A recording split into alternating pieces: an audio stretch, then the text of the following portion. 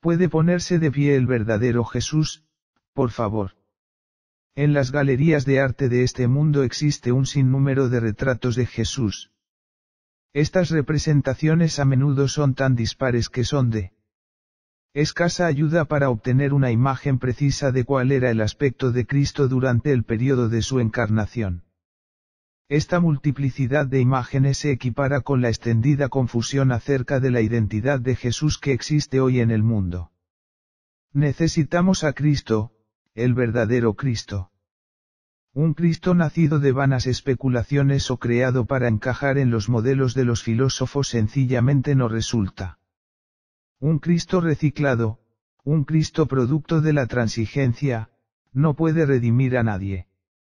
Un Cristo deslucido, carente de poder, despojado de su gloria, reducido a un símbolo, o un impotente producto de la cirugía académica, no es Cristo sino un anticristo. El prefijo anti puede significar contra o en lugar de. En el lenguaje, hay una diferencia, pero en la vida, es una distinción indiferente, porque suplantar al verdadero Jesús con un sustituto es actuar contra Cristo. Cambiar o distorsionar al verdadero Cristo es oponérsele con un Cristo falso. Ninguna persona en la historia ha suscitado tanto estudio, crítica, prejuicio, o devoción como Jesús de Nazaret. La gigantesca influencia de este hombre lo convierte en el principal blanco de los dardos de la crítica y en objeto predilecto de la revisión según los prejuicios del intérprete. En consecuencia, el retrato del Jesús histórico ha sido alterado para que se ajuste a las ocurrencias de quienes pretenden ponerlo de su lado, hacerlo su aliado en un tropel de causas militantes, muchas de las cuales son mutuamente excluyentes. En el laboratorio de los teólogos, tratan a Jesús como un camaleón, lo fuerzan a adaptarse a un fondo pintado por el teólogo. Se han hecho rigurosos intentos académicos por buscar detrás del retrato de Jesús del Nuevo Testamento, para descubrir al verdadero Jesús histórico. Estos intentos por traspasar el muro de la historia, por husmear detrás del velo del denominado testimonio apostólico primitivo, nos han enseñado mucho acerca de los perjuicios de los académicos pero poco o nada han añadido a nuestra comprensión del verdadero Jesús. Lo que los académicos descubrieron detrás del velo fue un Jesús creado a su propia imagen conforme a sus propios prejuicios. Los liberales del siglo XIX descubrieron un Jesús liberal, los existencialistas descubrieron un héroe existencial, y los marxistas descubrieron un revolucionario político. Los idealistas descubrieron un Jesús idealista y los pragmáticos descubrieron un Cristo pragmático. Buscar detrás o más allá del Nuevo Testamento es salir a cazar gamusinos equipado con los focos del orgullo y el prejuicio. Luego está el Jesús hecho con tijeras y pegamento. A él lo modelan aquellos que buscan en la Biblia el corazón o la almendra de la tradición. Acerca de Cristo que sea auténtica. Las cosas que a ellos les parecen adiciones innecesarias, las capas de mito y leyenda, se estirpan con la tijera para exponer al verdadero Jesús. Parece algo muy científico, pero todo se hace con espejos. Las artes del mago nos dejan un retrato de Rudolf Bultmann o Jonathan Robinson, y una vez más el verdadero Jesús queda oscurecido. Al conservar un fragmento de la información del Nuevo Testamento, creemos que hemos evitado la subjetividad. Sin embargo, el resultado es el mismo, un Jesús modelado por un académico tendencioso que esgrime las tijeras y tiene las manos untadas con pegamento. Se cuenta la historia del vagabundo que llamó a la puerta de un granjero y cortésmente preguntó si había empleo como peón. El granjero puso cautelosamente al hombre a trabajar a prueba para evaluar sus habilidades. La primera tarea consistió en cortar leña, cosa que el forastero acabó en tiempo récord.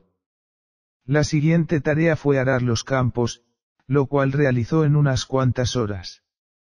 El granjero estaba gratamente sorprendido, parecía que se había encontrado con un Hércules moderno. La tercera tarea era menos laboriosa.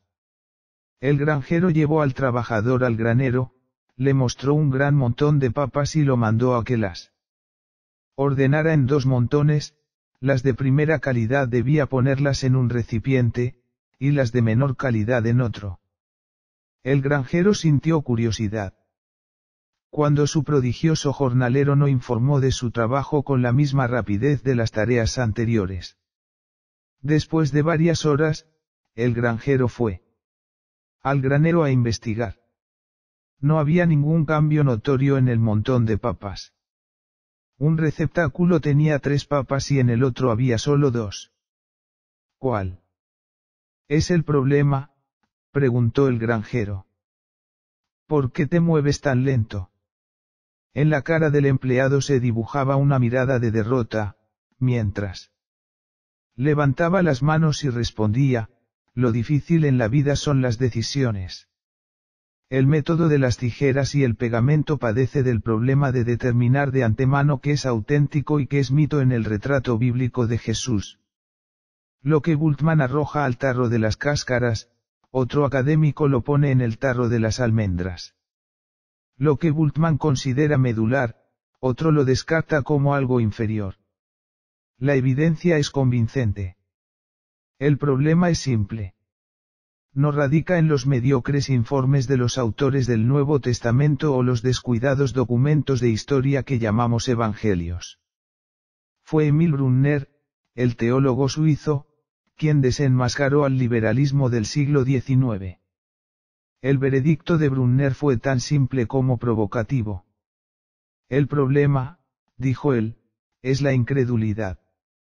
Brunner no se refería a la incredulidad basada en una evidencia insuficiente. Negarse a creer debido a que la evidencia no respalda las afirmaciones es una actitud honorable y sabia. Asimismo, creer careciendo de evidencia es credulidad, la señal del necio, y no da ningún honor a Dios. Sin embargo, la evidencia acerca de Jesús es convincente, así negarse a creer en él es cometer un acto inmoral. Jesús juzga incredulidad, no como un error intelectual, sino como un hostil acto prejuicio contra Dios mismo. Este tipo de incredulidad es para la Iglesia y para el pueblo de Dios. Sin embargo, la evidencia acerca de Jesús es convincente, así que negarse a creer en él es cometer un acto inmoral. Jesús juzga la incredulidad, no como un error intelectual, sino como un hostil acto de prejuicio contra Dios mismo. Este tipo de incredulidad es destructivo para la Iglesia y para el pueblo de Dios. ¿Cómo es posible que semejante palmaria incredulidad no solo haya atacado a la Iglesia cristiana, sino que en varios casos capturará seminarios enteros e incluso a denominaciones enteras? ¿Por qué las personas que rechazan el retrato neotestamentario de Jesús simplemente no abandonan de plano el cristianismo y dejan la Iglesia para mortales menos educados que necesitan un Jesús imaginario como una muleta religiosa? El siglo XIX trajo a la Iglesia una crisis intelectual y moral, el surgimiento de la teología liberal que rechazó de plano el núcleo sobrenatural del Nuevo Testamento. Esta crisis al final ejerció una fuerte presión sobre cuestiones bastante prácticas. Si los líderes de una iglesia o los profesores de un seminario despiertan una mañana y descubren que ya no creen en lo que enseña la Biblia o confiesa la iglesia, ¿qué opciones tienen? La opción más obvia, y la primera que se esperaría de hombres honorables, es que declaren su incredulidad y gentilmente abandonen la iglesia. Si ellos controlan las estructuras de poder de la iglesia, sin embargo, tienen que considerar cuestiones prácticas. Por vocación y formación, sus empleos están ligados a la Iglesia. La Iglesia representa una inversión financiera multimillonaria, una institución cultural establecida con millones de miembros constituyentes activos y un efectivo medio comprobado de reforma social. Estos factores hacen que declarar al mundo la incredulidad y cerrar las puertas de las iglesias sea menos atractivo. El camino de mínima resistencia consiste en redefinir el cristianismo. Redefinir el cristianismo no es tarea fácil, Dos factores de peso han definido el cristianismo. 1. La existencia de un cuerpo de literatura que incluye fuentes primarias acerca del fundador y maestro de la fe cristiana, Jesús de Nazaret. 2. La existencia de 2 milenios de tradición eclesiástica, lo cual incluye puntos de discrepancia acerca de temas particulares de debate entre denominaciones, pero lo cual revela una notable unidad de confesión acerca de los puntos esenciales del cristianismo. La redefinición del cristianismo requiere que se neutralice la autoridad de la Biblia y se relativice la autoridad de los credos. La lucha de la Iglesia durante los últimos 150 años ha estado precisamente en estos dos puntos. No es casualidad que el ojo del huracán de la controversia dentro de los seminarios y la Iglesia en nuestros días se haya concentrado en cuestiones relativas a la Biblia y los credos. ¿Por qué? No simplemente a causa de las palabras sobre el papel, sino a causa de Cristo. Uno tiene que expulsar al Cristo de la Biblia y al Cristo de los credos a fin de redefinir el cristianismo. La Iglesia se denomina el cuerpo de Cristo. Algunos se refieren a esto como la encarnación continua. Ciertamente la Iglesia existe para encarnar y llevar a cabo la misión de Cristo. Por tal motivo, la Iglesia es inconcebible sin Cristo. No obstante, la Iglesia no es Cristo. Ha sido fundada por Cristo, formada por Cristo, comisionada por Cristo, y es protegida por Cristo. Pero no es Cristo. La Iglesia puede predicar la salvación y alimentar al salvado, pero no puede salvar. La Iglesia puede predicar, exhortar, reprender, y amonestar contra el pecado, puede proclamar el perdón de pecados y puede definir teológicamente el pecado, pero la Iglesia no puede expiar el pecado. Cipriano declaró, no puede tener a Dios por padre quien no tiene a la Iglesia por madre. Necesitamos a la Iglesia con la misma urgencia que un bebé hambriento necesita la leche de su madre. No podemos crecer ni ser alimentados sin la Iglesia. Poseer a Cristo y menospreciar la Iglesia es una contradicción intolerable. Sin embargo, es posible tener la Iglesia sin abrazar verdaderamente a Cristo. Agustín describió la Iglesia como un corpus permistum, un cuerpo mezclado de cizaña y trigo, de incrédulos y creyentes existiendo codo a codo. Esto significa que el incrédulo puede obtener la entrada a la Iglesia. Pero nunca puede obtener entrada a Cristo. El Cristo en el que creemos, el Cristo en el que confiamos, debe ser verdadero si hemos de ser redimidos. Un Cristo falso o un Cristo sustituto no puede redimir. Si se considera improbable que el Cristo bíblico pueda redimir, menos probable aún es que el Cristo especulativo de invención humana pueda redimir. Aparte de la Biblia, no conocemos nada relevante acerca del Jesús real. En última instancia, nuestra fe se sostiene o se derrumba según el Jesús bíblico. Haz a un lado las teorías de la inspiración bíblica si tienes que hacerlo, a tu propio riesgo, pero incluso aparte de la inspiración el Nuevo Testamento representa la fuente primaria, los documentos más tempranos de aquellos que lo conocieron, el registro de aquellos que aprendieron a sus pies y fueron testigos oculares de su ministerio. Ellos son las fuentes históricas más objetivas que poseemos. Hombres que escribieron con intenciones. Algunos discrepan en este punto, poniendo de relieve el hecho obvio de que el retrato de Jesús en el Nuevo Testamento nos llega de la pluma de hombres sesgados que perseguían sus propias intenciones. Los evangelios no son historia, dicen ellos, sino historia redentora, poniendo el acento en los esfuerzos por persuadir a la gente para que siguiera a Jesús. Bueno, ciertamente los escritores tenían sus intenciones, pero no eran intenciones ocultas. El apóstol Juan lo dice abiertamente, estas cosas se han escrito para que ustedes crean que Jesús es el Cristo, el Hijo de Dios, y para que al creer, tengan vida en su nombre. Juan 20:31. El hecho de que los escritores bíblicos fueran creyentes y estuvieran celosos por persuadir a los demás da cuenta de su veracidad. Si hubieran sido incrédulos mientras exhortaban a otros a creer, ellos habrían sido culpables de doblez. Desde luego, los hombres pueden estar equivocados en cuanto a lo que proclaman, pero el hecho de que creyeran su propio mensaje, incluso hasta la muerte, debiera acrecentar más bien que debilitar su credibilidad. Su registro efectivamente era historia redentora. Era redentora porque no estaban escribiendo desde el punto de vista de historiadores neutrales, desinteresados. Era historia porque ellos insistían en que su testimonio era verdadero. En este punto, el perspicaz y el escéptico impasible, quienes intentan desacreditar al Cristo bíblico exponiendo al Cristo apostólico como una fantasía, plantean una pregunta práctica.